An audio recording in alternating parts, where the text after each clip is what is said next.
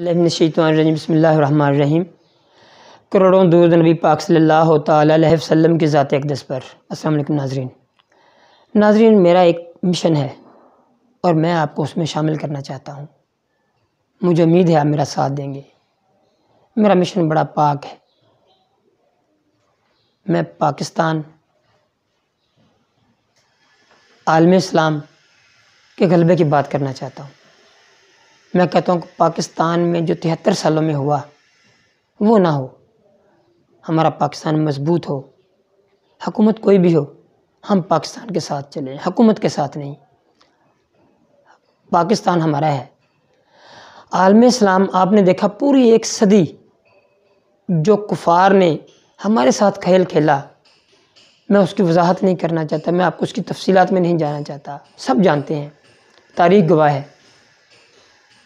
میں پاکستان کو اور عالم اسلام کی یکجہتی، ہم آہنگی کے لیے اپنا کردار ادا کرنا چاہتا ہوں۔ آپ بھی ساتھ دیجیے۔ آپ اپنے اختلافات بھلا دیں۔ ہمارے آپس کے اختلافات ایسے ہی ہیں جیسے بہنوں بھائیوں کے گھر میں ہوتے ہیں۔ وہ لڑتے جھگڑتے ضرور ہیں مگر چند منٹ میں ایک جیسے ہو جاتے ہیں۔ خدا را عالم اسلام پاکستان کے لیے کام کیجیے۔